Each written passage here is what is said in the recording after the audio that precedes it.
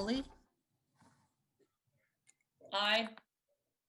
Peralez, Here.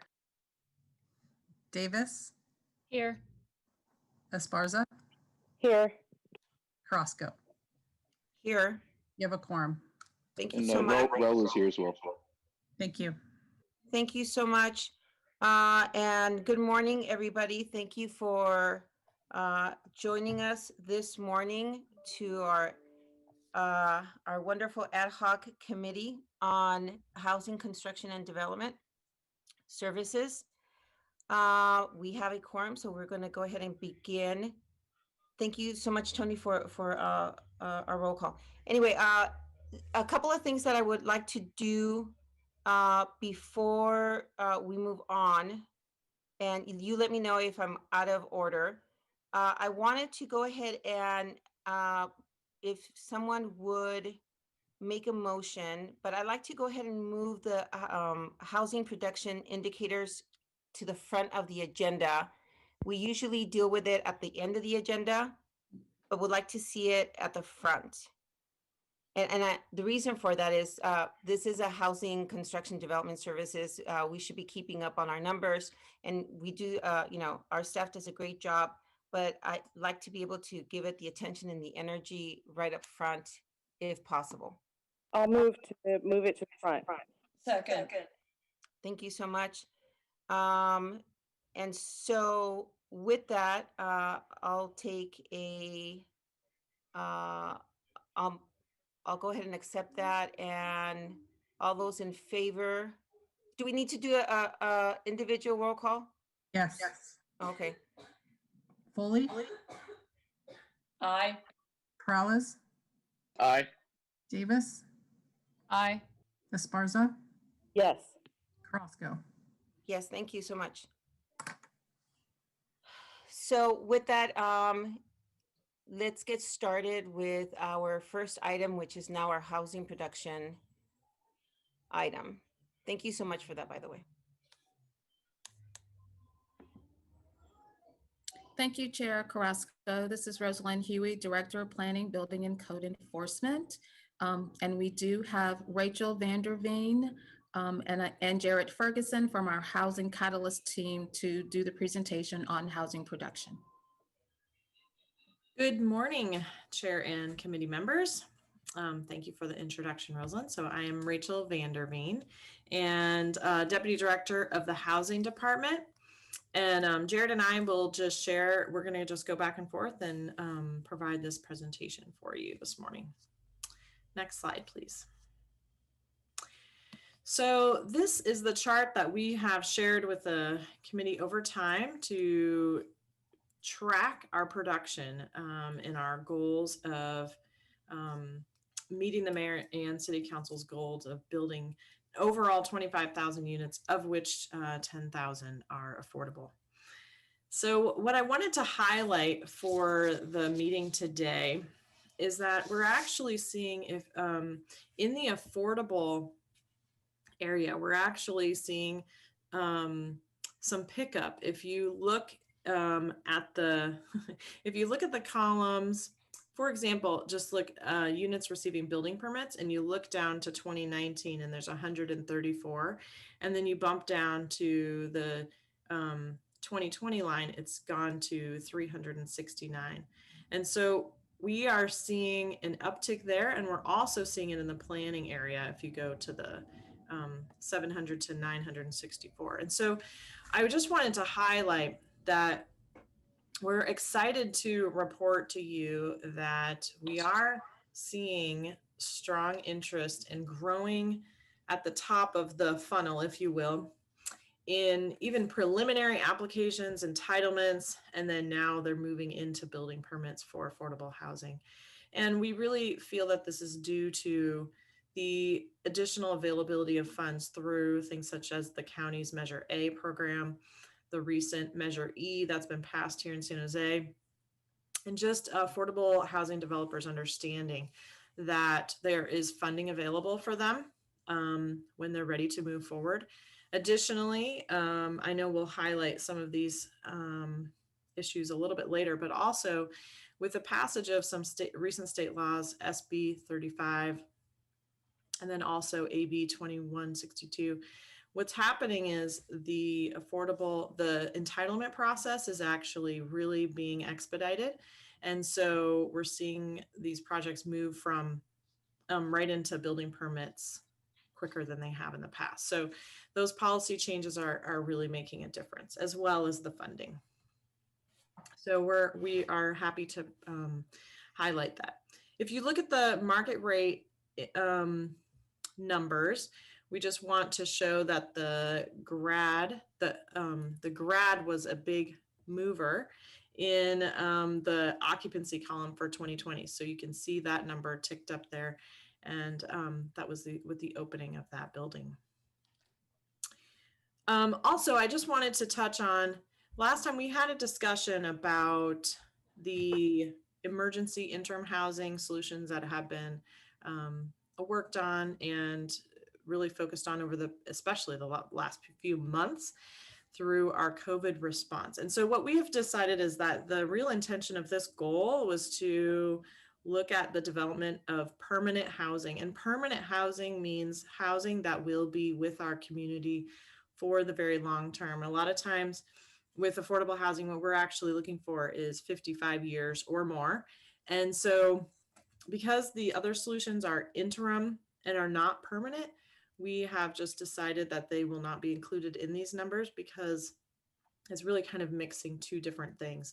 And we really want to focus on our long-term solution, which is permanent housing. Next slide, please. Okay, so for this chart, we included this last time. It's tracking units receiving building permits. It pulls the data from the last chart for comparison, and we just wanted to discuss it a little bit since it's an important metric. It really generally signals the start of construction for new units. So in the blue, under 2020, you have the numbers including Q1 through Q3, so totaling 994. The pink shaded area represents what Q4 could look like if it averages sort of the same production levels as the first 3 quarters.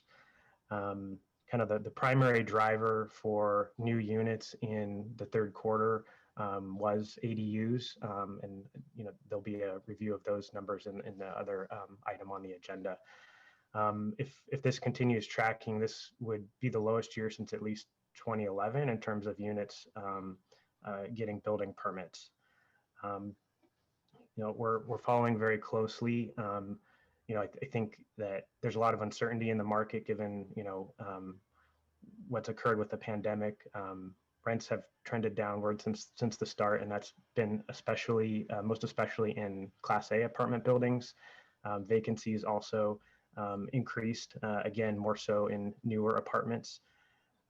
So, we're going to continue to watch this as an indicator, but we just wanted to talk about it a little bit. Next slide.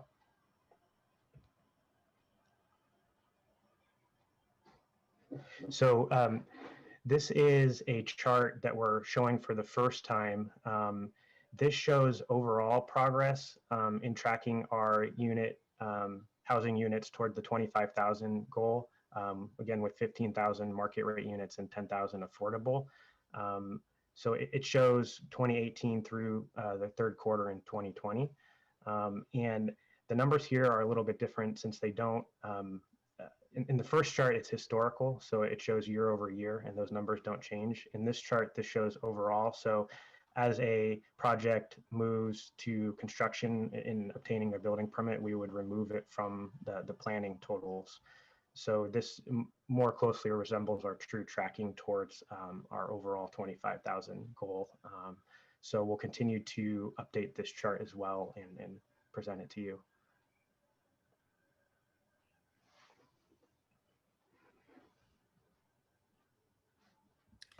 All right, and I just wanted to also kind of wrap up, I guess you could say, our presentation, or this portion of our presentation. And I just wanted to say again, as you can see, we do have a ways to go with our goals. With the market rate side, our greatest concern really is going to be the impact of the current economic situation on rents, because that's really going to be driving developers' decisions on whether or not to move forward with their development. On the affordable side, one of the issues that we do see coming that we wanted to share with you today is that we are, again, we feel like there's a lot of really good news, and sometimes this type of moment in an economic cycle can actually be a time where affordable housing can continue. Our developers have been able to access financing. I know that is a question that has been out there. Due to COVID, have they been able to continue to access financing? And the answer is yes. We have 2 projects right now that we're closing, and they have been able to secure financing with first lenders and all of the other parties. So that has continued to be positive. It may not be easy, but it can get done. I would say that it's never easy, but they are able to work with banks to put together all the pieces. The one concern that we have run into, however, is the funding availability through SJLAC, and our SJLAC is the California state agency that issues tax-exempt bonds for affordable housing. And they do that in conjunction with tax credits that come through TCAC, which is the California agency that issues tax credits. And so what's happened is historically, the tax credit process, if they just go for tax credits, a very competitive process. And all of our developers understand that, and they're very selective about who they bring forward for that process. But the SJLAC process has been non-competitive, which basically means if you meet the threshold requirements, then allocations are made automatically. But over the last year, that process has become oversubscribed at the state of California. And so we do have developments that are having trouble getting allocations now at SJLAC. And so that is something that we just wanted to bring up and just share that is a concern.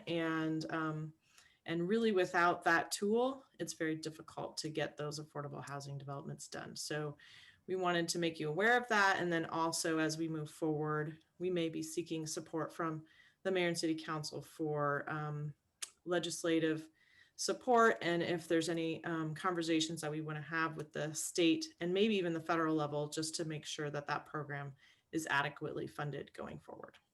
So I wanted to raise that with you as well. So that's it. We're available for any questions. Thank you, Rachel and Jared, for that. Do I have any? Well, let me first go to the public. And I know that there's a format that I have to follow here. If there's anyone here, and I believe I have Eric Schoenauer that would like to speak. Eric, you'll have 2 minutes. Welcome to our committee meeting.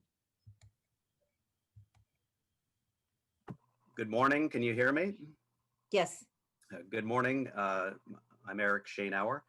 And unfortunately, I can't agree that there's any good news in these numbers.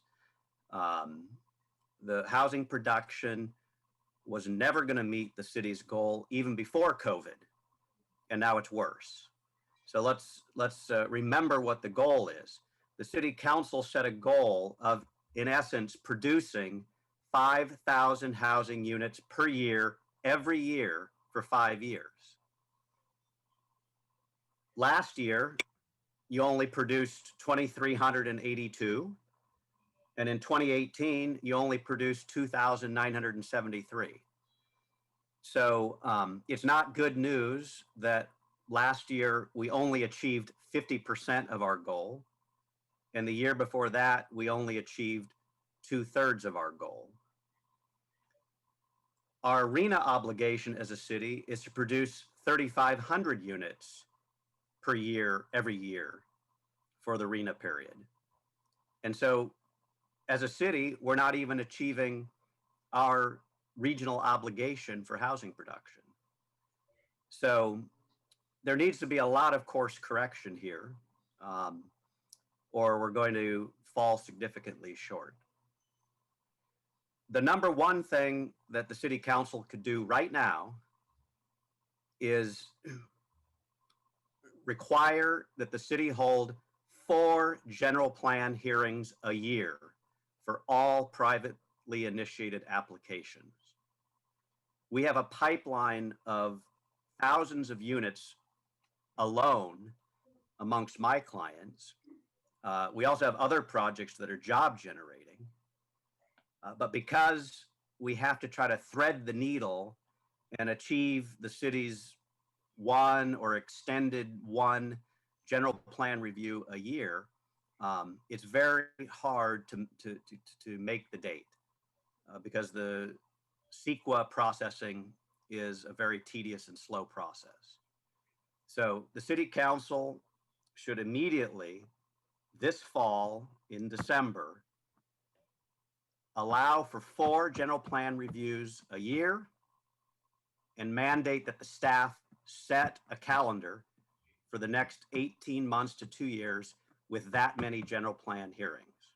Thank you. Thank you, Eric. And I don't see anyone else. I am required to make a couple of statements, and I apologize for not having done so earlier. If you're watching YouTube or cable TV and wish to comment on this item, please go over to the meeting on Zoom for public comment. The link can be found on the agenda. So if you'd like to make a comment and you haven't done so, I will acknowledge you once you go ahead and click on.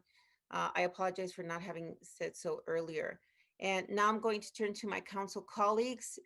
Anyone from the committee who'd like to make a comment on this item?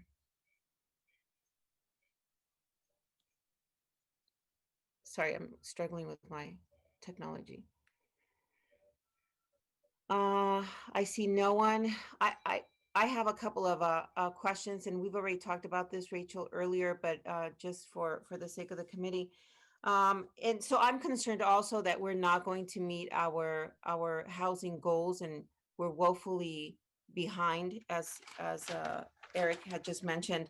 But one of the concerns I have, of course, I mean, it's both market and housing, affordable housing. Of course, the affordable housing is a huge concern of mine. Would you just go into SJLAC just a little bit more?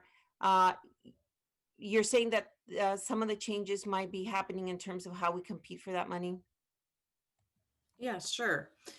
So again, in the past, how the process worked is that the tax credit rounds were competitive, and that is something that we've been used to for a long time. But the rounds that went through SJLAC were basically, they were automatic, if you will. So if you met threshold, you would just receive an allocation. And so many of our developers were interested in that path because it was more predictable and kind of a stable way to go.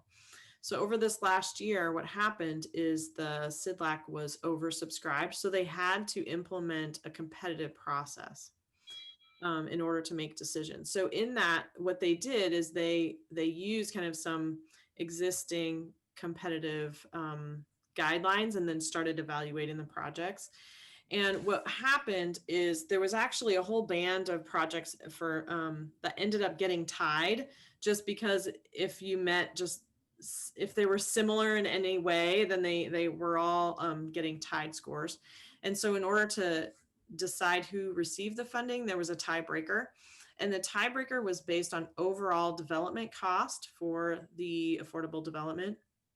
And actually what we saw happen is that many of the projects in LA or LA County, just like general Southern California, had a lower overall development cost and were awarded, and our projects were left without awards. So this is definitely something we're concerned about. SJLAC also was concerned and could see the difference that was happening. And so they formed a working group, and they're actually reworking the rules for how to make these decisions moving forward in 2021. One of the changes that they're anticipating making is to have a regional pool rather than having all of the projects compete across the state, which would help, or we're hoping. I guess we just don't know what it means quite yet because we haven't seen all the regulations, but we're hoping that regionally we could compete better. Knowing that the cost of development in San Jose is a real challenge and in this area. And when the tiebreaker goes to that one metric, we're not doing very well. So anyway, so we're very interested and engaged in what those new regulations are looking like and are hoping for some changes that will help. So one of the examples of this impact for our developments is our West San Carlos affordable housing development has actually now applied to SJPLans 3 times and has not been awarded. And each time they have to apply to the next round, which could be 3 to 4 months later. And so it's putting a very large delay onto that project, which is entitled and ready to go, but it really needs this piece of the financing in order to move forward. Thank you for that. And so just to be clear, when SJPLans was looking at the cost of development, they were looking also at the real estate or the land needing to be purchased, correct? It was the overall. Yeah, overall cost of development. Mhm. Yes. And I see, and one last question for me. Do you have any updates on Measure A, Measure E? Yeah, so on Measure A is very active and has been making awards frequently for projects moving forward. They have been, yeah, I would just say moving very quickly. They have an over-the-counter process where developments can just come to them, apply, and then they kind of package them up and bring them forward for their allocations. And they've been pretty sure they're on round 6 for Measure A of making awards out of that fund. For Measure E, we are now putting together our spending plan for Measure E that will be coming to City Council for consideration on November 10th. And we are looking at making our first awards in that fund in this coming year. So it's very new, but we are excited to have an additional funding source that will be made available through our notice of funding availability that we are hoping to bring forward before the end of 2020. Great, thank you so much. And I see Councilmember Foley, who'd like to speak. Yes, thank you very much. I had a question regarding the general plan hearings that we hear once a year. And can we get, I agree with Eric that having those hearings more than once throughout the year will enable us to build more housing. But can someone give me the background, since I wasn't around when we implemented the one time a year review? What's the background and why we do that, or what's the thinking there? Thank you, Councilmember Foley. Rosalind Huey. So currently there is a policy in our general plan that does limit privately initiated general plan amendments to once a year. And this was included in the general plan back in 2011 during the last major update. At that time, there was serious concern about the number of general plan amendments that the city was receiving each year. And because the city had gone through the major update and had identified the general plan land use designations for sites across the city indicating where housing would be allowed, at that time, the city did want to restrict the number of amendments during an annual GPA cycle. So that, in essence, is why that was put in. I do also want to say that, in the last few years, as we have been processing general plan amendments, number one, we have a lot less, which is good. That means that projects are coming in that are consistent with the general plan, and that's what we want. So that's good. We have a lot less amendments that we're processing, but we see that in terms of housing projects moving forward, there are few actually that need a general plan amendment.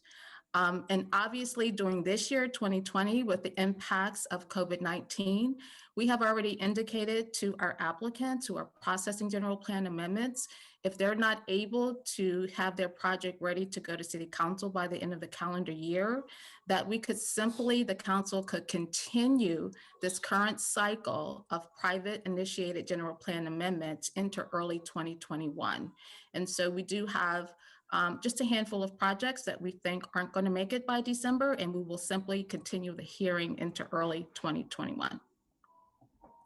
I think one of them happens to be in my district that is coming forward for a general plan amendment. But is this something, forgive me if I've forgotten this, is this something the general plan task force is looking at? It seems to me that we discussed this and we're coming forward with a recommendation to modify the number of times we look at the general plan amendments. Am I fuzzy about that? We look at that? It's been so long with the task force that I've forgotten if and when we looked at that. Councilmember, no, that item was not included in the council approved scope of work in terms of changing that general plan policy. And I would suggest that we probably, if this is something the council would like to do, that we don't need it to include it in this current general 4-year review process, that, we can receive council direction, and it's honestly a pretty simple general plan text amendment that we could bring to council at any time, if that's the desire of the council. Okay, thank you. That's helpful. Thank you. That's all I had. Thank you, Councilmember Foley. Councilmember, am I missing? I thought I saw Councilmember Esparza's hand. Did you lower it? Oh yeah, no, I didn't lower it. Okay. I thought my hand was up, so. No, yeah, Councilmember Esparza. Okay, thank you. I've been having some technical difficulties this morning. So I just really wanted to comment on Rachel's comments on the financing. And I know the financing that you brought up was particular to SIDLAC, but I think I would find it tremendously helpful if there was a way that the city council could have a discussion around financing in general, public bonds, TEFRA hearings. So we do TEFRA hearings through a number of agencies, including SIDLAC. And I think that there are a number of things that are not working for cities. And I think that we should have a discussion around it, whether it's at this committee or at the full council. But I think we need to have some discussion about it so that we can provide some feedback to the state agencies that really get their authority from our membership, right? From all the municipalities that are members. That's where they get their authority to issue bonds. And I think that there are a number of reforms needed. And so I wanted to bring that up and would like to figure out a way, whether it comes back to this committee. But as we look at these reforms, such as SIDLAC, we look at others as well. Thanks. Thank you. I think that's a great point. I'll make my comments in a second regarding that. Councilmember Davis. Thank you, Chair. Rosalind, we do have 2 general plan hearings for affordable housing, correct? When is the second one? So thank you, council member, because I did forget to mention that the council actually decided to add a general plan amendment cycle for affordable housing projects. There was one project that needed it initially, but turned out they didn't need it. So when any project needs that additional hearing, we can schedule it. But we didn't have a project that needed to take advantage this year. Okay, thank you. So would you clarify that, Rosalind? So these are as per needed, or they're set? So just to clarify, currently the policy in the general plan is that it is one cycle for privately initiated general plan amendments. However, council recently approved one additional general plan amendment hearing cycle for affordable housing projects. And that was in an effort to get affordable projects across the finish line faster. So that is currently available for any affordable housing project. So two opportunities for affordable housing projects currently. And the comment that Mr. Schaenauer made, and I don't know if his clients are, if they're developers of affordable housing or market rate. So this wouldn't be available to market rate developers or developments that are market rate. That's correct. This additional cycle is only for affordable housing projects currently. And so would you elaborate on the possibilities of increasing those hearings for the market rate? Just so that I'm clear, I know that Councilmember Foley spoke on that, but this seems to be an issue that's come up while I've been here at council, and someone inevitably brings it up, and there seems to be a level of frustration because of it. And so, I'm not in the weeds of it. I'm not attending the hearings. So if you could just elaborate and give us some indication so that those of us who are at the dais may consider, moving in one direction or another. Sure. So two things. Again, I just want to clarify that the reason why we have that current policy in the general plan for one privately initiated hearing cycle is because at the time, the city was receiving numerous requests for general plan amendments, and generally those were for land conversions. And so when we went through the update in 2011, assigning land use designations to properties all across the city, indicating where we wanted the growth to occur. So, we have those land use designations in areas where we want to see the housing. And so we want owners and developers to put forward proposals for housing in those areas where we've indicated we want to grow and receive that development. Since 2011, this has been working well. Having only one general plan hearing cycle. And then secondly, I do want to mention this year, obviously with the impacts of COVID-19, we totally understand that we may have some applicants who have had to put things on pause. Obviously, our staff has had to do a lot of changes in terms of their work. And so we have already indicated to our current applicants who have general plan amendments that if they're not ready to get to council by December of this year, that we could simply continue the hearing cycle into early 21. And so currently that works for all of the current general plan amendments that we have on the book. So we don't see that there's any issue for this current cycle. And so if the council, though, does want to change the current policy and add more general plan hearing cycles for privately initiated amendments, then that would require a change in the general plan, and staff would need to receive council direction to do that. And again, as I mentioned, it's somewhat of a simple text amendment change, so it would have to be made in the general plan. Thank you for that. And I want to thank Mr. Schaenauer for bringing that up to our attention again. I don't see any other comments from my colleagues. Unmute yourself if I'm missing anybody. I'm having some difficulties with my technology for the past couple of weeks. So I don't see any. And is this just a motion to accept?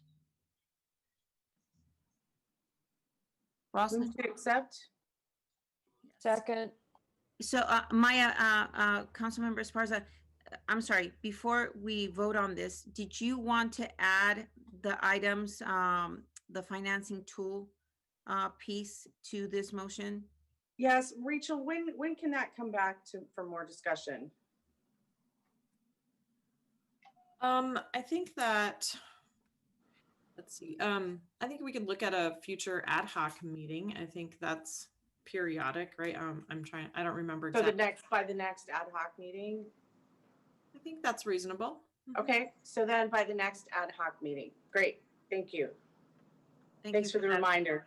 Yeah, thank you for that. I think it's important for all of us to understand and learn more and get greater detail on those financing tools. So, Councilmember Esparza, you're making a motion including that item.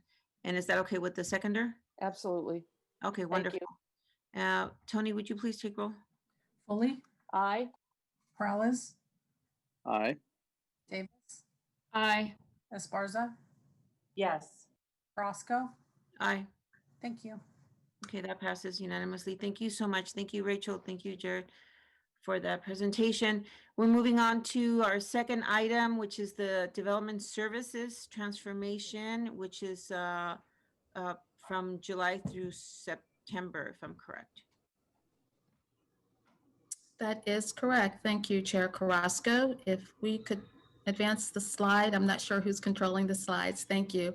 I do want to also acknowledge that we have several team members of Development Services Transformation, and other presenters this morning will be Alex Powell, Chief of Staff and PBCE, who is also product owner for the transformation work.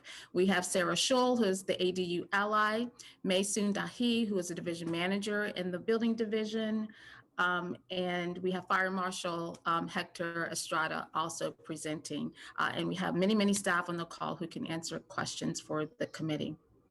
So first, we wanted to share with the committee how we did on our Q3 OKRs. And I do want to highlight that for Q3, our focus and priority was launching San Jose SJePlans, which is the city's electronic plan review system. And we were very successful in doing that. We launched phase 1 of San Jose SJePlans on August 31st of this year. And we will be delving more into that in a few slides coming up. But I did want to share that was the priority. And as such, we were able to hit all of the objectives related to that work. It did mean, however, we had to deprioritize some other items, including launching the new online permitting portal, which is SJPermits.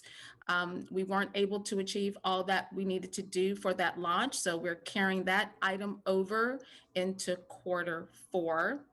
On our ADUs, we always work to hit our target of 60% ADU permits issued within 2 review cycles. We didn't quite hit that target, and so we will be sharing with you a little bit later on our work on processing ADUs.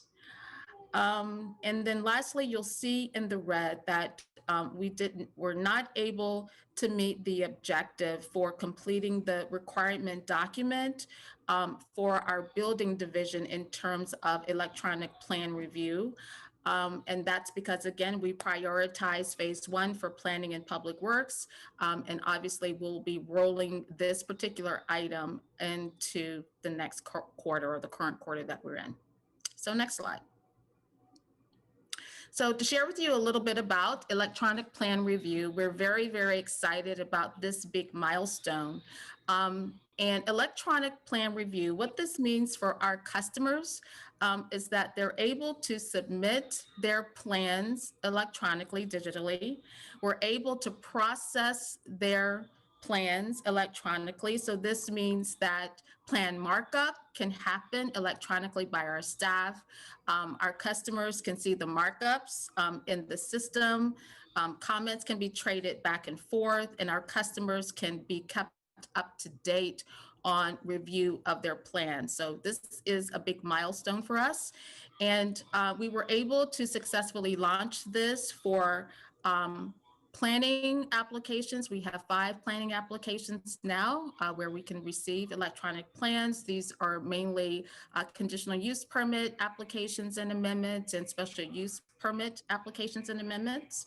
And you can see that we've already approved 182, or we've processing 182 plan submittals for planning. For Public Works, we have included them in this phase 1 of electronic plan review, and we've already reviewed 54 permits, mostly utilities for public works. Phase 2 for this includes for the planning folder that we're going to add the subdivision folder to electronic plan review. So this includes our tentative maps, vesting tentative maps, lot line adjustments, street renamings, and covenant of easements. So this is additional batch of planning permits that will be available to be processed electronically. Moving forward, we are going to be adding fire and building to electronic plan review so that all parts of our development services will be able to be done electronically. So we will be completing the requirement gathering and the requirement documents for both fire and the building division, with the goal of going live for fire in Q1 of next year, followed by the building permits by the end of Q2 of next year.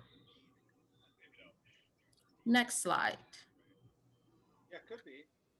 And now I'm actually going to turn it over to Alex Powell, who will talk to us about our plans for upgrading our public portal, SJPermits. Thanks, Rosalind. Alex Powell, product owner for the transformation team. Another major technology milestone and initiative of the development service transformation team is the upgrade of our public portal, SJPermits.org, or what we're calling internally SJPermits 2.0.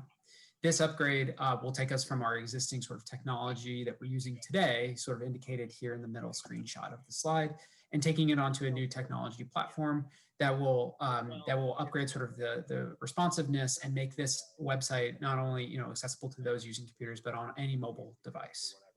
So this work has been going on for most of 2020. While we just barely missed our OKR in this last quarter, we are actually anticipating going live in actually just a couple of weeks in early November. This is, of course, another important milestone for us. As we get to this new platform, we are going to be replicating most of the features of our existing portal. Our customers will be able to use it in the same way that they're doing today. And this sets us up for version 2.1 that we're preparing for in 2021 that will add new features to the portal. So as we get ready for go live, there's several activities that we're preparing for to make sure our customers are successful and our staff are ready to assist anyone that has a question. We have our online permits at sanjoseca.gov that will be live and accessible for customers to reach out if they run into any issues. We are doing internal staff training to make sure they're ready to support those customers. We're also setting up sort of customer office hours or training that they can stop by and ask any questions that they have about their use of the portal. And we also are setting up two guides, one a frequently asked questions and another an account creation guide to make sure customers are ready to sort of get started and get use of the portal as soon as we do go live. So that's our prep activities. I'd like to briefly actually just go through a really quick demonstration of the portal so we can actually see some of those features in action and see what we will expect as when the portal goes live in just a couple of weeks. So I'll briefly narrate this recording of a demonstration. Here we see on the landing page, we have most of the same features and functionalities as the previous portal. And in this demonstration, I'm going to go through just looking for permit information for actually an ADU. And then second, I'll actually go through very quickly getting a permit, in this case, a solar installation project. So the first step, of course, is clicking on the search for permits page button there in the middle. Again, this is accessible to any member of the public. They can search by address, they can search by their APN or assessor's parcel number, or they could go straight to a permit search if they have the permit number. In this case, I picked sort of a random property to search for. When you do search, you'll get all records that apply to that search. In this case, I had the one that I found. You'll find property information, again, zoning information, basic information customers could be looking for. You click on view permit or files, you'll see a list of all your permits. I'm going to sort by clicking on the subcategory column, and it's going to pull up the second unit added because I want to look at the ADU. You can find more information about the permit on this page with documents, description, all the information that pertains to the permit. So again, any customer, particularly, the homeowner, maybe in this case, could actually find this information. And then going down, there's also process details. And this tells you sort of all those processes that you need to go through for this permit. I should note that the data is a little bit dated. This is an old test environment. So not all this information would be accurate. But right now I'm gonna actually look at this residential building review and find more details about this individual process. Here I can actually find, who's responsible for it, the contact information, if there's targeted target dates for it. And then also I can actually find the actual results, what's actually happening. When was comment sent? When was a resubmission? And when are the next comments being sent? So I actually know the current status of my permit. So now I'm going to go and actually demonstrate getting an application. I'll do that by clicking on My Services. Here you can find all the permits that you've applied for. So I've been doing a good amount of testing in the portal. So you can see I have a lot of permits, but I'll click on Apply for a New Permit. And now I'll actually select that permit characteristics of what I'd like. So in this case, I'm getting a solar installation on a single family property in this example. And I click through for Next. Then you actually have to pick the property that you like. And of course, it's restricted to single family homes based on the information that I have picked out here. We'll go through a couple of confirmation pages, making sure that you're selecting the correct property. In this case, for this property, it's actually located in a flood zone. And so it'll actually give me a warning message. It won't stop me because the solar installation, again, isn't disrupted by that type of permit type. But once you actually go through all of it, there's a couple more steps. But really at this page, you actually see, hey, here's all the information. You're ready for your permit.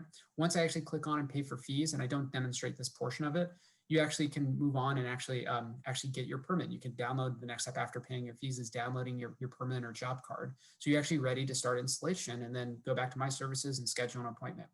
So that's how easy it is to look up information for on the new SJePlans 2.0 portal and also apply for a permit. So that's it for right now, for at least this demonstration, trying to keep it brief. Again, we're excited about the launch of this portal, hopefully in just a couple of weeks. So now I'll hand it over to Fire Marshal Estrada to talk about some of the work that the fire team has been working on. Thanks, Alex. Deputy Fire Chief Hector Estrada, overseeing Bureau of Fire Prevention for Fire. And I'd like to thank you, and Fire appreciates this opportunity to update the council on progress with the committee on the progress that we've made.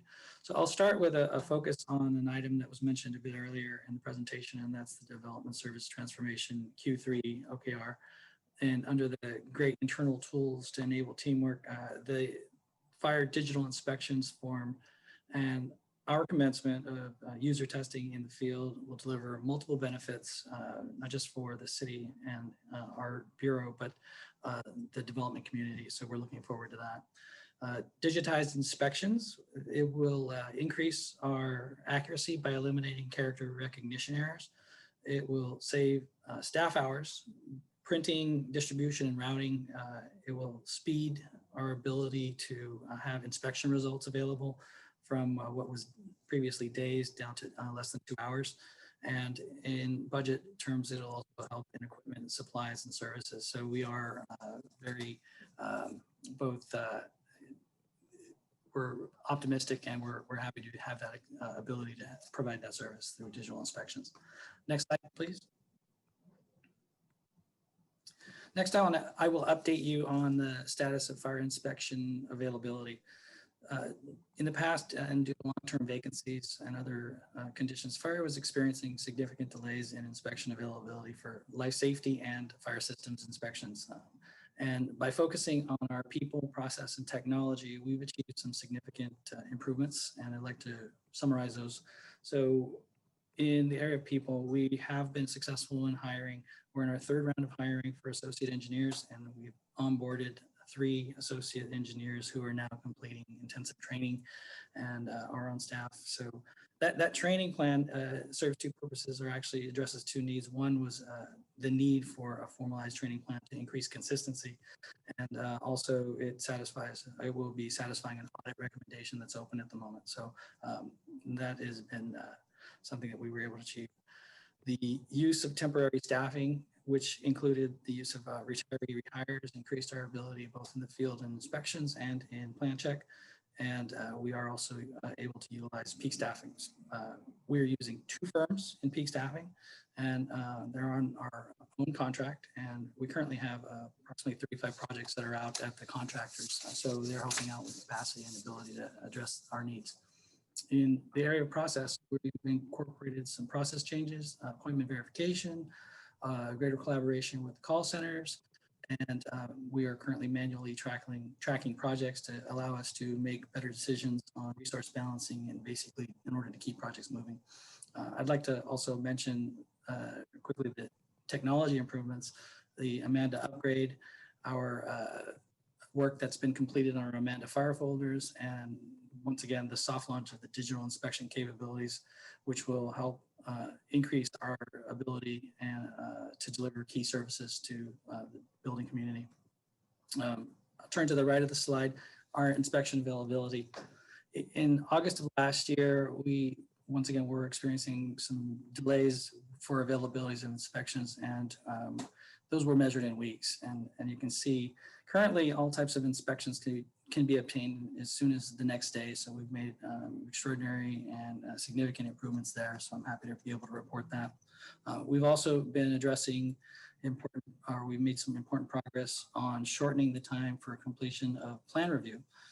So we're working with our development partners to bring fire into alignment with the development partners' timeframes and key measurements.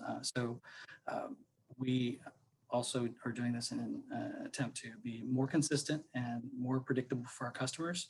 And with that, I will pass it back to Alex. Thanks, Chief Estrada. So I'll wrap up this portion of the presentation talking about the transformation team's objectives and key results for Q4 from October and what we're trying to accomplish by the end of this calendar year. So we have the same 4 objectives at the top of the screen here. And starting in the top left, as we've already talked about, we're re-upping our goal on launching the new online permitting portal, SJPermits 2.0, and that should be available, again, as I mentioned before, in just a couple of weeks. Shortly following the launch of the new SJPermits 2.0, we'd like to launch actually 5 new or really existing public building permits that would now be available for customers to obtain online. So things that they would ordinarily need to go through the permit center and make those available on SJPermits 2.0 so they can actually get those permits. So sort of our first version enhancement off of SJPermits 2.0. The third key result here is signing off on the requirements for SJPermits 2.1. This is the new feature that that really 2.0 sets us up for, including sort of an application wizard to help customers get through their permitting process online, and then also to make more and more permits available online. More applications online. Even though customers today can get permits online, we'd like more of our customers to start their applications online and then eventually transition over to SJePlans. So it's really sort of beginning to end digital customer experience for them. And the final key result in this column is launching the online appointment scheduler for the building permit center services. So allowing our customers to actually pick an appointment so they know when they will get the service from the building permit center, so they either can do their intakes or over-the-counter review. In our second objective for clear, consistent, and effective process, we'll develop the FAQ guide and publish the guide for SJPermits 2.0, and then our consistent goal of 60% ADU permits issued within 2 review cycles. Moving to the internal side on the right-hand side of the screen, for strong collaborative team, we'd like to, as part of the FIRE SJePlans workflow, start the training in calendar year 2020. And then that way our team starts to prepare for thinking of all the train the trainer and all the internal staff training that needs to take place in early, for a successful go live of the FIRE SJePlans workflow in early 2021. Second objective, or excuse me, second key result is complete the Amanda requirements for the planning's subdivision permits, so we can integrate that with SJePlans. So sort of that next phase for planning that Rosalind spoke on earlier. And then the third is the automate imaging for Amanda documents to reduce staff time with faster public access. This is a real important sort of more under the radar key result for our team. As we actually get more electronic documents submitted through the SJePlans website, we actually want to make sure those documents can more quickly and in a more automated fashion get to the public, those that are appropriate based on the status, so we don't actually need to go through the manual staff of actually migrating those electronically to the SJPermits portal for the public to access. And in our final objective for great internal tools to enable teamwork, we first would like to complete the user acceptance testing for FIRE SJePlans. That milestone, again, completing by the end of this calendar year, will set us up for an early 2021 go live for the fire team. Second, for buildings SJePlans, their objective will be to complete the requirement document and complete configuration, getting to a good place at the end of this calendar year so they can start testing in early 2021 and go live hopefully within Q2 of next year. And then finally, as Chief Estrada has discussed, we would like to soft launch the fire digital inspection form, starting to get some of our inspectors using it out into the field, make sure it's functional, so we'll have full adoption early next calendar year. So these are the proposed objectives and key results for the transformation team for this quarter, October to December. And that concludes our presentation. Staff are available for any questions.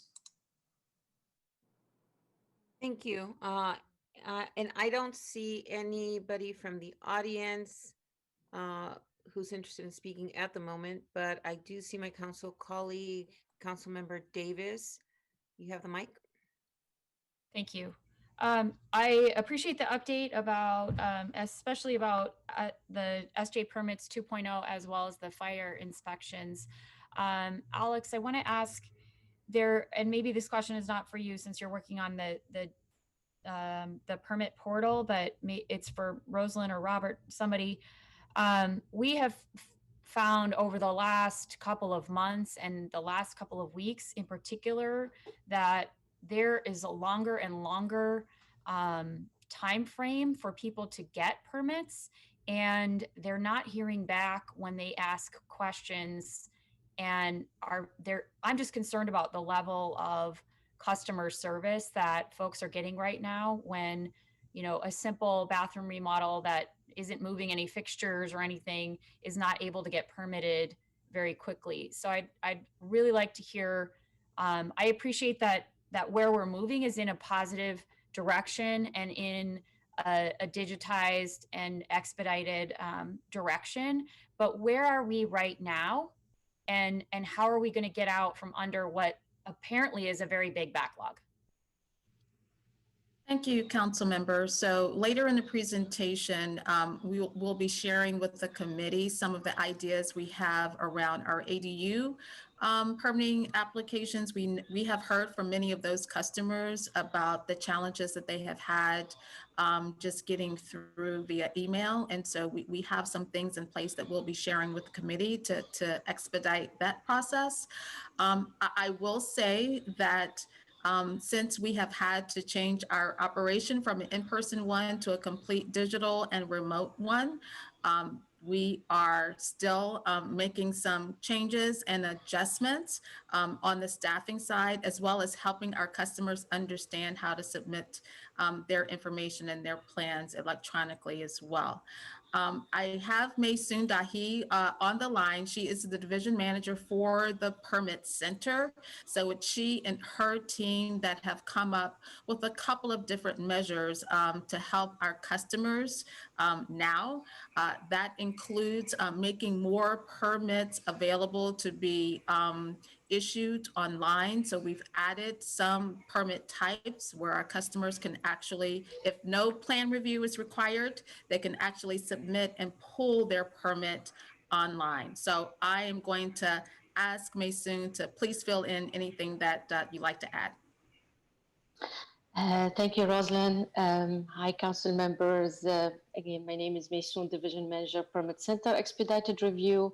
I just want to add, we understand the many projects and the virtual flow of the work that we're receiving currently with us not being in the Permit Center physically.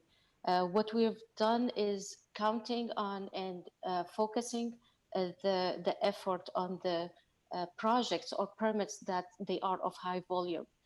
Some of those are, as you said, the bathroom remodel, some of them the energy, like the storage and solar.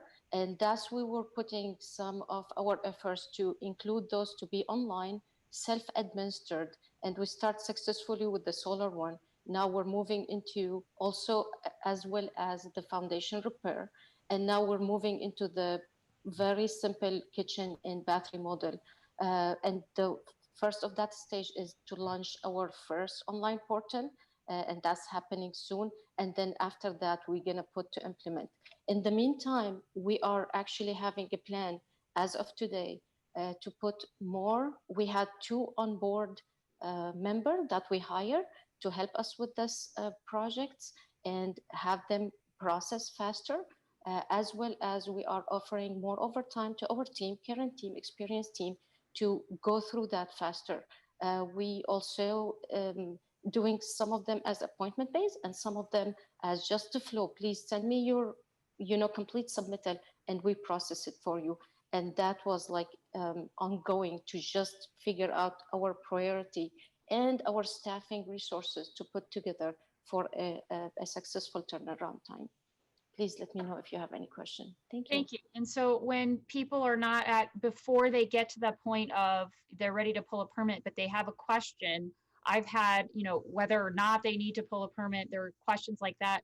I've had multiple people over the last few weeks say, I just need somebody to get back to me and answer yes or no, so I can continue on either pursuing a permit or just doing the work. And these are people who want to do the right thing, and they've waited 5 weeks and have tried to contact, 3 times and haven't gotten anyone to get back to them. What's the customer service? And then I had somebody the other day that was, I think it was Monday, who said, I called and I got somebody on the phone because I couldn't figure out on the website, and they just told me to go back to the website. They didn't actually answer my question. And that's, this is where, this is the customer service again. And I've said this probably every single meeting that we've been in for ad hoc. Very few residents actually come to the city hall, know what we do. And this is the time that this is like the only time that they ever interface with the city.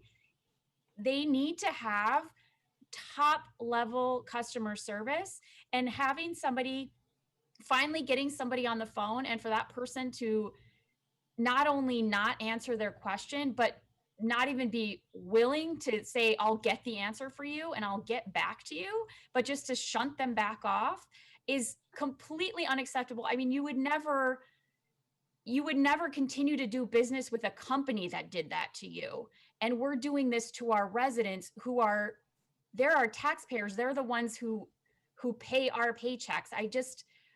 It's very frustrating that I've continued to get these emails, and they've continued to be, frankly, more and more concerning. So I want to know what you're doing at the customer service level when somebody says, I want to do this project, because as I've said before, this is where we are either holding up or helping drive the recovery, because they're hiring people to do this work for the most part.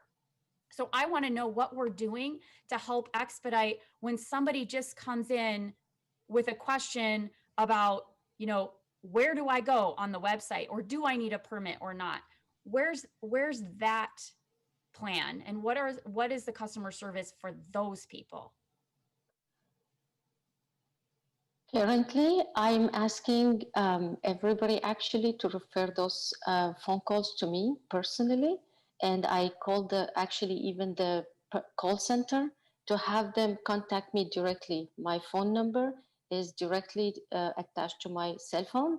And I really will be happy for all of you guys, if you can forward that my way. And I will personally take care of it. Thank you. I can't tell you how much I appreciate that. And we're doing that. Believe me, we are doing that. Anybody, and especially for the people who's ready, or the people who need like little question. And we have 3 experience. Actually, I'm devoting 3 of our experienced people to monitor the building permits mailbox. But you can understand that like everybody sending email any time of the day. And again, resources is resources, but we have to smart and efficient dealing with that. And I would really appreciate it if you guys start forwarding that my way. Also, again, I did that with the call center, ask them if anybody need any help, just send it from the permit center, just send it my way. If I'm not in a meeting, I will answer it, or I will get back to that directly. So please continue doing that. And okay. I will appreciate this. Robert, I send it from, Robert send it my way. And you guys more than welcome. Please send it my way. Let's take care of it because Thank that's you. what we are for. Thank you. I like to hear that because my concern honestly is that if people have these questions and they're not getting answered in a timely way and they're I getting understand. frustrated, you know what they're going to do? They're going to do the work without a permit. And I the reason totally we have permits is for safety. And know. so we don't want to create a bunch of unpermitted work being done because, you know, there's just a level of frustration and then people will just bypass. Totally understand. And yeah, and I need your help to start like directing them to the right contact. And please help me with that. Great. And I really appreciate it. Thank you. Yeah, we will do that. Thanks. And then the other question I had, this was another thing that just came up this week is that when someone's expediting a permit and they pay the fees, and I saw this, Alex, on your on the, I think it was the last screen of the little video that you showed, they could pay the fee now or later. Right now, the way it works is if they pay the fee, they're supposed to notify the planner that they did it, or they're supposed to notify staff that they did it, as opposed to staff just getting an electronic notification. What is that process right now, and why do we have that extra step again for the applicant to have to, okay, I paid my fee, but now I have to go tell staff that I paid my fee so things will move up in the queue? Yeah, I'm not certain of the specific circumstances. I could speak to the majority of our permit cases. I mean, the ideal use case, ideal sort of flow that a customer would go through is that we want them to be able to just pay for their permit. I wish I actually went through those couple of steps, but I just didn't have a credit card I was going to pay with in this in a demonstration. Sure. But once you make that payment, what's going to be accessible at the top is the ability to download your job card or your permit. So in that essence, that ideal use case flow, there really is nothing holding you back. You go and you start your construction. In my case, it was a solar installation. And once you're ready, you schedule your inspections again through SJePlans.org. So the circumstance you're talking about is hopefully just an edge case of a particular type of permit, something we might call like a two-stage permit that maybe requires a secondary review, something that actually requires plan review. Again, for most of the permits that are available on SJePlans, ideally that isn't the case. But if there's more information that you have about that, I think that's something we do want to sort out and make sure that is accessible. That's how the way I'm describing it is how the permit, the online SJePlans permit application process should be working. And that's how it should be working right now? That's correct. Again, except for those two-stage permits that do require some plan review, there might be the ability to start, but you might have to go on to the next step to actually submit documents. Okay, and it will let the person know that there's more to do after that. That's correct. Now I'll say with the new online with SJePlans 2.0 that really we're only going to be making accessible those that you can go through all the way through to get your permit. So therefore this issue shouldn't come up. And again, for those that do require plan review, we do want them to actually go through the permit center to obtain those permits. So hopefully that issue doesn't come up as frequently with the next or the new online portal. Again, without more specifics, it's going to be a little bit tough for me to understand maybe what's the particular issue on this permit type. So how is it working? How's it working right now? And maybe this is a question for Chu, I'm not sure. If somebody pays their fee right now, they have to notify staff. Why? Yes, Councilmember Davis, Chu Chen. I don't know if it's related or not. I did get report last week. Usually the customer, if they pay online credit card, it should have respond back, say that's the process. We have the system challenging right now. The bank looks like process their credit card, but the customer will not get a notice say this is already processed. So our IT team is working on that.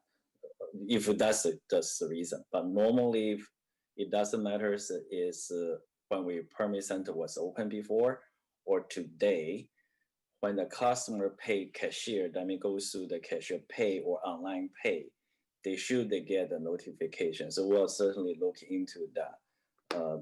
They should aware the payment is received and the process begin. Okay, and then for larger projects, I've heard as well that even in larger projects, when the city gets paid, the city has to be notified by the applicant that they've been that the city has been paid. I guess I don't understand why if you pay, if you pay one way, why you would have to, as the applicant, email that back to the planner. Why doesn't that happen on the back end Right. without the applicant having to like always push each individual? That's why we are looking into we call Amanda system, the overall permitting system. If the system function correctly, because of two things. One is the customer, when they pay, they don't pay permit center, they pay into finance system. They pay the cashier. We do have a system set up before, should be working today. We are looking into it. If it's working, when the customer pay finance about the fee, the system should automatically notify permit center saying, this is a project the customer paid already. I think that's the link right now. Right. So Okay. That's what we're working on. So we don't have that link right now. We're looking into it should be there, but because it's not like every customer has a challenge, and that's why we're trying to find out what went wrong in there. We did hear some customer saying, I don't even know I paid or not. And the permit center wouldn't know because the system should come in link from the finance system into our Amanda system, notify permit center, say this got paid. So that link we're looking into why sometimes it didn't work. Yeah. Okay. Okay. Yes, Councilmember Davis, if I may, or just add a little bit more earlier Mason explanation. Yes, I want to apologize. It's the system right now. We hear a lot of a customer challenge didn't or cannot get response from us. Like you mentioned earlier, the phone team. That's another thing I want to explain a bit. When the customer call the phone team, so-called. Phone team is not a permit center. They are general phone operation to answer. They don't even answer question. They are pretty much a set appointment. They're different function. So a lot of question, if people get the calling the phone, general phone number, the staff there really doesn't know the answer. Apologize, we're gonna train the phone team how to do better service there. That's why Mason direct them say, if you don't know the answer, do not just push your customer away, route that phone to Mason. But at the same time, she's only one person. Right. I don't know how long we can last in that system. Furthermore, I want to elaborate a bit. I think since the March City Hall closed, everybody went home. We figured out a way, we saw it's very short-term, temporary, we can serve the customer right away. That lasts about 3-4 months. We realized this is no longer short-term. It's a very long-term. So we are beginning to change our system. The customer challenging so far for the last few months is our short-term so-called fix when the COVID started was we set up the one email box. Every business in the permit center going to that one email box. Soon we found that the email box is constantly hundreds of email sitting there waiting, staff just trying to clear the email box day in, day out. We know that's not gonna sustainable. It cannot work that way. So we start establishing 2 email box. We move all the resubmittal revision requests into another box. That's the plan reviewer, Lisa, Joyner, their team separate out. We are currently working with IT. I don't know if everyone recall, when you go into the City Hall lobby, there's a box, we call that the Qmatic system. In there, the permit center operation is not just building permit application is going through building, fire, planning, public work. That's our 4 major partners. When the customer comes to the City Hall at the time, they walk through the Qmatic system, the box. Each division has a 9 or 10 different options for customer to select where I want to go.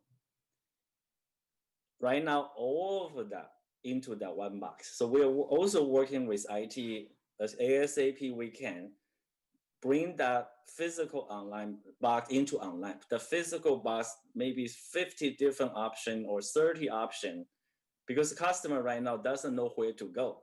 If they all go to the one box, we don't have enough resource to go through that box to the email box trying to figure out or how to respond to customer. I understand customer get anxious. They don't get answer in a few days. They send another email. That just further compound the challenge. We got more email into that box. So that's what working really need to do is moving the physical, this Qmatic system into online. So customer online, they can already notice, okay, I'm gonna talk to planning, or I need to do permit, or like you mentioned earlier, I just want to ask general question. So each one of the online system from the physical box in the permit center, we want to move that into online so customer can actually go click online. Then we link it that appointment directly talk to the rest of the permit center staff. So that's our we're currently working on that. That's our actually the most highest priority for the permit center, trying to break that one email box into online, spread it out. So that's the one major thing we're working on. Thank you. That's great to hear. And Chu, do you have a timeline on that? Our estimate right now is about 2 months, because we're working with ITD now, and it depends. Once we get into the technology system, then a lot of things we have to really check, because the first thing we have to clear is the cybersecurity. Can we merge this system with another system? There's a Microsoft system. There's a how we can. So we're certainly working on that. Actually, I'm getting support from ITD. I'll have a meeting with Jerry this afternoon. We have to sort this out, because in a way, we target on certainly don't want to last more than 2 months. We could be done 1 month. I don't want to bring up the false expectation, because once we get into the area, it's a little bit unknown. Our vendor is very much supporting the Qmatic system. They're working with our own PBC IT team. We need the support from the city-wide IT team. So we're gonna figure that out, how we have that system set up ASAP. Thank you. Okay, and since we have two deputy city managers here, I would say Kim and Kip, that directing IT to throw as many resources as they can at this extreme pain point is going to be, again, a huge driver of our ability to recover as a city quicker. The sooner we can get that, the better. Frankly, 2 months from now, you guys, is Christmas. I understand you're working too, and I really appreciate it. I'm glad you've identified the problem. You've iterated now a couple of times, and that you're working on yet a third solution, and that there's a stopgap in place that hopefully may soon last another 2 months and doesn't fall over before then. But that's something that if there's maybe in the meantime, and I'm just throwing this out there, just thought of this idea, if there's a city council member staff training that you could do when people come to us, so that we're not compounding the problem, but we're able to actually shunt the right question off to the right person, or at least, even if we do it 80% or 70% of the time correctly, that doesn't compound the problem. If there's something like that you could do quickly in an afternoon to give us a sense, I know my team would be willing to do that. I know I would be willing to bet Councilmember Foley and other council members, especially who have a lot of projects, Councilmember Perales, who have a lot of projects in their district, would happily have a staff member attend that training so that we could help triage, because the frustration doesn't just come to your box, it comes to ours too. Yes. I could let Rosalind, I think you had something to add as well. Yeah, thank you so much, Councilmember, because we find it oftentimes that there is a lot of information and a lot of answers on our website. The issue is people don't know how to get to it. Yeah. So to your very point, we will take you up on that, what I think is a great suggestion, and come up, with FAQ sheet, whatever we need to do to help people find the information that's already there on our website, because we think that's actually one of the disconnects, and that could help get answers to our customers much, much quicker. So we definitely take you up on that offer. Thank you so Great. much. Yeah, thank you. And then my final comment is just the fire inspection update and the fact that the wait times have decreased so dramatically since a year ago, August. I think that is fantastic news. And I just want to give a shout out to Hector and the entire team for all that work. I just hiring, process improvements, tech upgrades, and decreasing those inspection times is fantastic. And I also appreciate that the fire plan review is also on the docket, and you've been working to shorten those times as well. That's huge. And so I really appreciate that. I know you guys are working hard. I don't mean to pile on. I'm just trying to get a sense of, when, as you might imagine, people know to come to you first. And when they get super, super frustrated, they come to us. And so that's what we've been hearing. And I wanted to really understand kind of the scope of the problem and where we could maybe help provide a little bit of relief for you. So thank you. Yeah, thank you for that recognition. And it's right now, we understand it's not the time to take our foot off the gas. So we're going to keep moving and working with our partners, and we appreciate your support. So thanks again. Thank you, Council Member. I have Council Member Foley. Thank you. Thank you, Councilmember Davis, for asking all those questions about customer service and response time. I don't have too many things to add, other than I appreciate, Chu, how you're looking at this and how you're coming up with a systematic way that may require more resources. So to emphasize what Councilmember Davis said, let's get the resources to take all of that, those questions off your plate so that we can move forward and help the homeowners remodel their bathroom, their kitchen, whatever they are waiting for. Maysoon, I appreciate that you're offering your phone number. I just checked with my staff to make sure they had it, and they do, but I don't want you to be bombarded with phone calls as well. And as Councilmember Davis said, when the homeowner their contractor is not getting the response they need, guess who gets the call? It's us.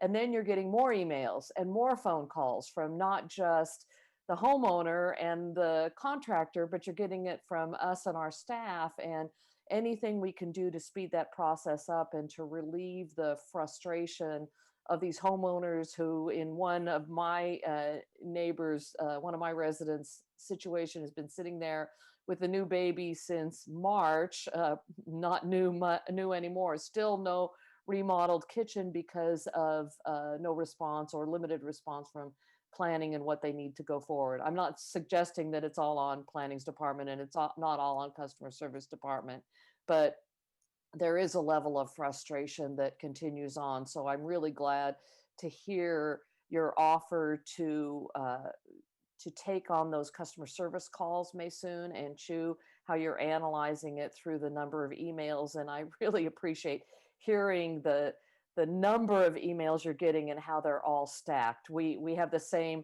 issue within our offices, but as was mentioned earlier, these are people who, they're doing shelter in place, so they're home, they're looking around going, oh, this is the time I can redo my bathroom, and they're not able to get it through. So I really appreciate where you're going on this, and cannot emphasize again how important getting more resources into that department is if we need those, or IT. I do have one question though, and that is, what should we expect as a customer service response time? Do you have an expectation of what that should be? Councilmember, are you asking as it relates to when we receive an email request from a customer? Let's start with a phone call. Someone calls in with a phone call, how long for them to get a call back? And then also for email, just so we can set expectations. So, generally for our department, and I'm sure for our other development services partners, in terms of telephone return calls, our goal is to get back with customers within 24 hours. I will honestly say, obviously, that many of us are now working remotely. That time period is probably doubled. So I would say within 48 hours in terms of a phone call. Again, email, we try to respond as quickly as possible. I would use that same standard for emails as well. And obviously, when it comes to emails, our staff that's where their pain point is because of the volume of emails that we receive, not just between 8 and 5, but our customers now, we see they're emailing us 24/7. So we have multiple emails on the same topic. Obviously, we're committed to get back as quickly as possible. And I know that Maysoon is working with her team to do just that. Wonderful, thank you. That helps me. And I won't belabor the point, but because you've heard it from Councilmember Davis, and I suspect that you may hear from a couple other council members, but thank you for that. That will relieve a pain point at our offices as well. Thank you. And with our residents, more importantly. Thank you. That's it for me, Chair. Thank you so much, Councilmember Foley. I have Councilmember Esparza. Thank you. I wanted to offer a suggestion that we revisit this stacking system and have that come back. I might have missed that if that came up. And I also wanted to really thank Maysoon. My office has worked with you and have found it to be very, very responsive. So thank you. And thank you for just, putting yourself out there to help us break through the backlog that we're getting. But I did want to just kind of bring that up because we've had some issues and you've been super responsive, and hopefully that will help the other district residents as well until we can kind of figure this out. So that's it. Thank you. Thank you for that feedback, Councilmember. Thank you. Thank you, Councilmember Esparza. Councilmember Perales.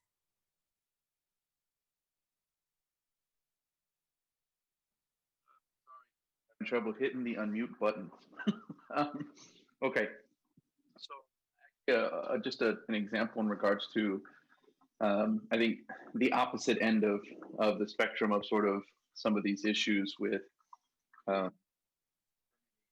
think the communication and certainly I think there's a lot on our end that we can fix. But I recently was going through over several months over the summer, constituent with an ADU, and just really frustrated using the email process, was getting feedback, but had issues. And they just weren't seeming to be resolved. And he was really frustrated with obviously the delay in the time.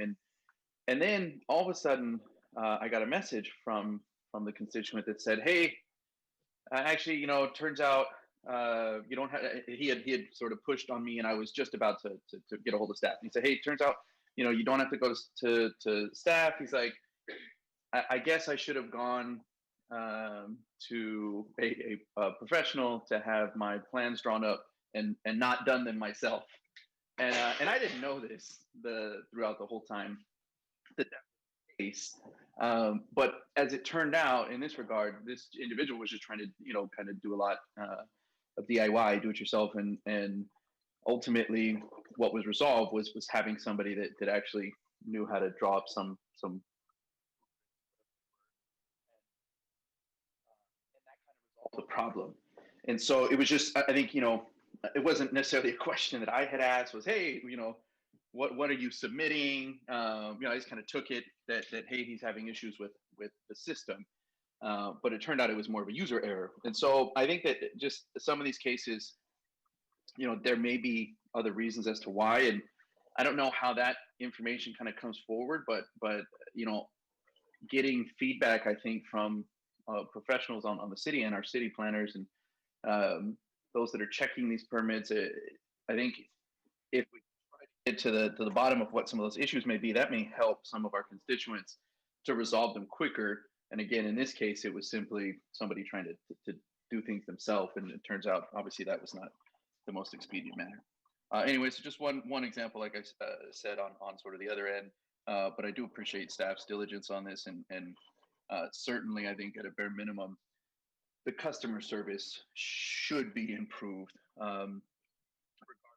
What center you end up calling into, just our general call center or not, even in the manner that somebody deals with somebody, even if they are sending them back to another system, I think that the customer service in itself, especially now with everybody doing everything remotely, when you get a hold of a live person, as the example that was shared by my colleague, it would be great, obviously, if that experience was positive, even again, if they didn't have the answers, and if we had a better way to kind of link people to the right resource. And those are my comments. Thanks. Thank you, Councilmember Perales. Any other comments from my colleagues? I don't see any. And I still don't see anybody from the audience. You know, just in closing, first of all, I want to thank staff for this report and the issue that's being discussed currently. Of course, Maysoon, thank you so much for willing to take on what I think is a huge undertaking. And I don't want to see a situation where we overload you with phone calls or individuals who are struggling or frustrated, because I know how quickly that that piles up and then it becomes very overwhelming. So putting a system in place that really addresses this issue, I think is paramount. And we've said this before, and I think our city staff truly understands this. You know, our residents aren't professional developers, and they don't have professional staff.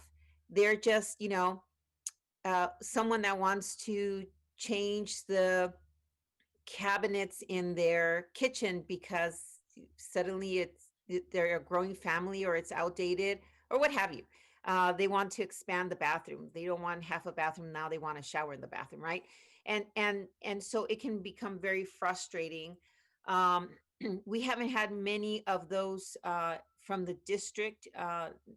So it makes me wonder if they're doing it illegally or if, you know, so we're going to have to put out some information out there when a couple of other districts are getting numerous calls on this, and this is one issue that I know, you know, I've seen a lot of construction taking place around my neighborhood even.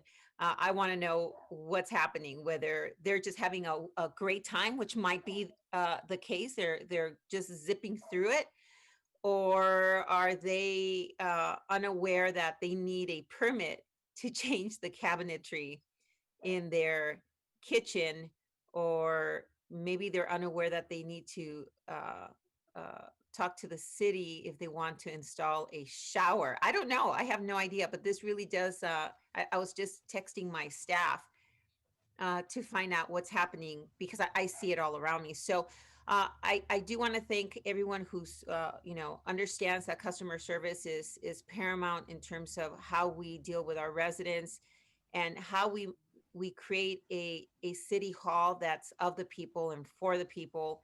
I don't want to be cliche-ish, but you know, it's easier if you're a developer. You have staff, you've been through this a million times. You can do it in LA, you can do it in Chicago, you can do it in San Jose, you can do it in San Francisco. You know who the staff is, you know how to get through it. And that's what they pay their whole team for. But Mr. and Mrs. Smith or Mr. and Mrs. Garcia, this is only a one-time thing, and they may never do it again, or, you know, and so we want to make sure that they have a great experience and that it's fast and efficient. And to that, Ralston, I've asked, you know, how we're going to keep track of our timelines as Amanda gets fully implemented and we go digital on all of the inspections, including fire, and whether we're going to be able to track time savings for folks who are using our services. And so I just want to just hear from you how and when you think that we're going to be able to do that, so that we actually know that having moved to this system actually makes a difference for our residents.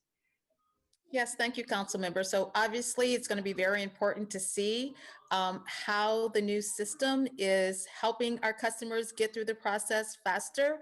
So since we've just launched phase 1 in August 31st, we're beginning to track and see how quickly, for example, a planning permit such as a conditional use permit application. So we're going to track to see how long it takes for that particular application to get to hearing for a decision. So in the months ahead, as we come back to ad hoc committee, we'll be able to share with you how we're doing since SJePlans has been implemented. And as we bring on building permits and fire, we'll be able to do those as well. And did you say you anticipate that by the next ad hoc committee meeting, and I'm not sure when that next meeting is, I don't have the calendar before me, we'll be able to have some preliminary understanding of how we're doing and time savings? Yes, council member. So our next meeting is January 28th. To the extent that we have projects through the process, oftentimes, remember, it may take a conditional use permit 6 or 9 months to actually go through the full cycle until it gets to hearing. But to the extent that we have projects that have completed the process, we will share that information and data with the committee. Okay, looking forward to that. And that's not something that we'll have to include in the motion to accept this report, correct? It'll be automatic. It'll be a standing item and part of the report as we continue to update. Absolutely, we can just include that as part of our normal development services transformation update for the committee. Yes. Good. I'd be very interested to see that. Okay, so if I have no other comments from my colleagues, thank you for the conversation. I think it was a rich conversation and a dialogue that was worth investing in. Of course, we're here to serve our residents, and I look forward to making sure that our residents give us, gold stars all the way across. And with that, do I have a motion to accept the report? So moved. Second. Thank you so much. Tony, would you please take roll? Foley, Aye. Peralez,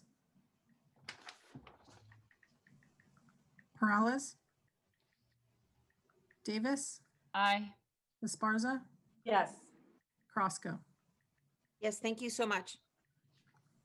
Would you like to go back to Councilmember Peralez? I don't know if he's back on. We can barely. I'm looking for his name on the list. Yeah, I see him there, and he's unmuted. Okay. Hi. Sorry. Can you hear me now? Yes.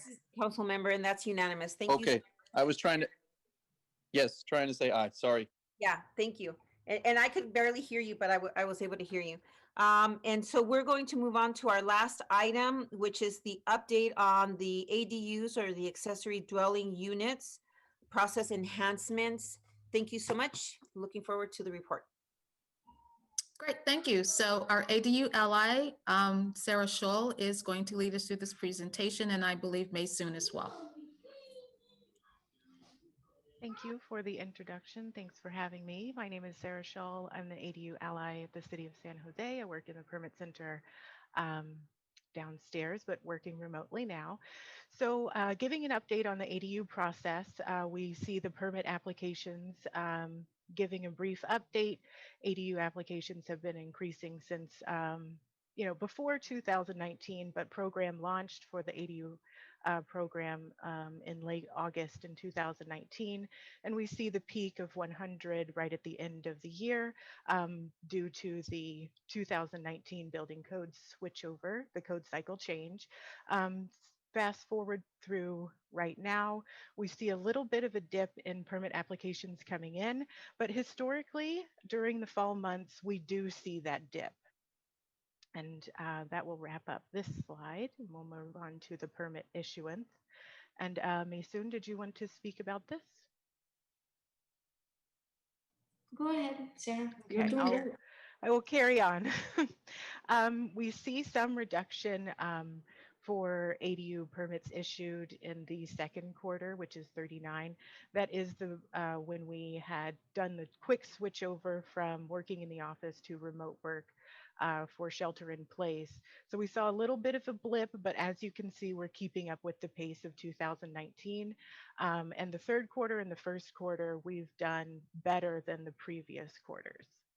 And now we'll move on to the next slide to talk about 2 review cycles and tracking the permit issuance process.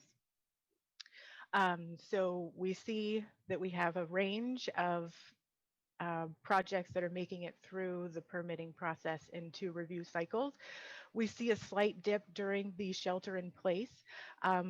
Staff have created a new Amanda report to look into some additional data so that we can get some answers of what's really happening here. And we'll talk about that on the next slide. So with the new report, we started to see what is contributing to this data. ADU size is definitely a factor. The ones that make it fastest through the process at 40% is ADUs that are 400 to 500 square feet. So if you have a project, maybe we could focus on that. 400 to 500 is just easier to get through, smaller, less complex. Garage conversions tend to be, they struggle a little bit with plan review. 41% get through under 2 cycles.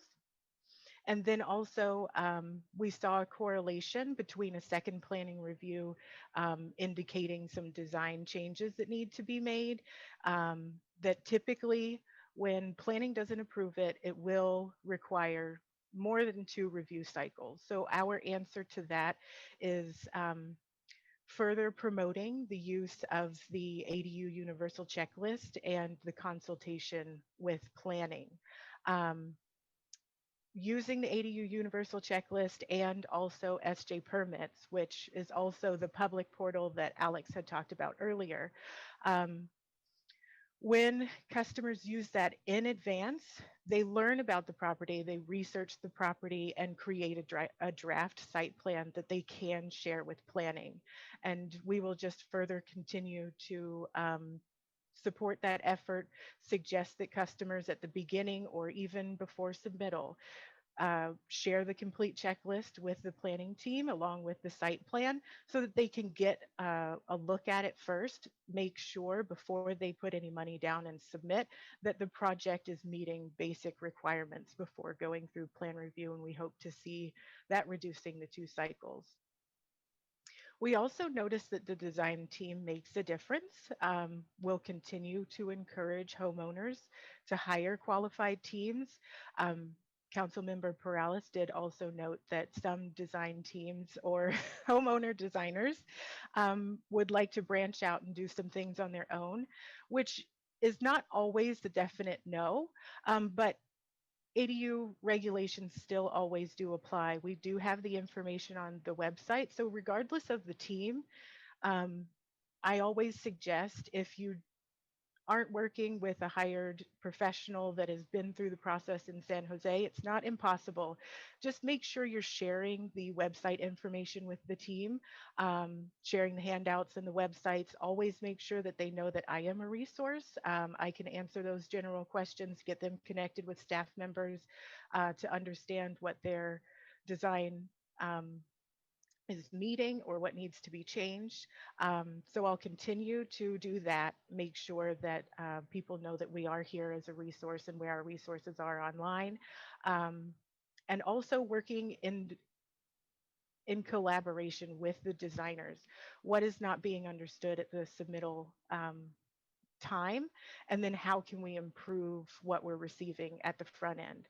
And then also finally, we plan to develop an initial screening for the project with the planning team, in addition to looping them back with the ADU universal checklist, have it complete, create a draft site plan, and have a consultation with planning.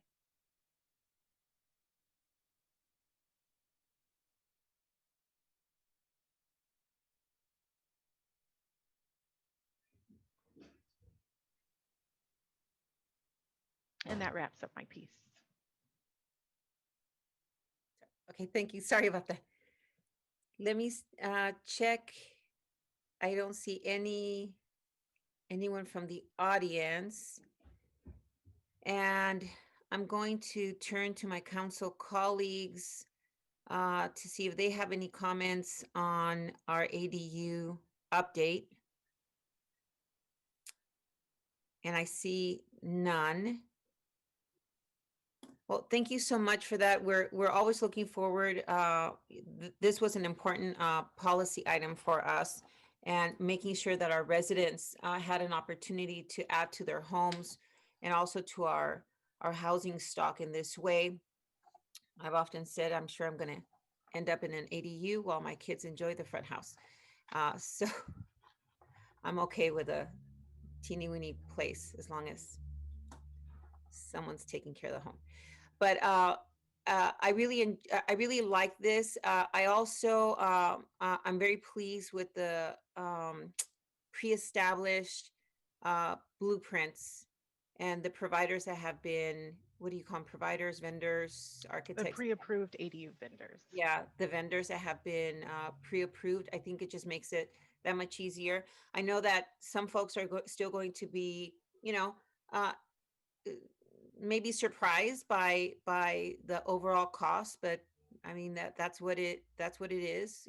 Permits, you know, sewer lines and electrical lines, and adding all of that. It's costly, and but I think in the long run, if you own your home and you're able to add to your home in this way, and you're able to provide for an expanding family, or for another family that you know that may also support your own lifestyle, I think that it's in the long run it's a worthwhile investment. And with that, I think we're done as soon as I get a motion for this report. Move to accept. Second. Thank you so much. Please, Tony, if you don't mind taking roll.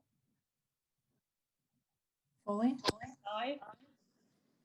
Peralez, Aye. Davis, Aye. Esparza, Yes. Carrasco. Aye. Thank you so much. I want to thank staff for all of your really all of your hard work. I know that you come here every couple of months to report to us, but there's a lot that goes into the work that you're doing that culminates in the reports that you give us and the updates that you're giving us. But we know that the hard work that you're doing is over a long period of time. And so I really do appreciate that you're helping us address the housing crisis that we're facing here in the city. We're moving on to open forum. And Tony, is there any way that you can look at it? Because I can't open up my my public attendee window. Yes, I see no hands raised. Okay, well, with that, thank you so much. Enjoy your weekend, and we will see you in a few months. Thank you all. Thank you. That we're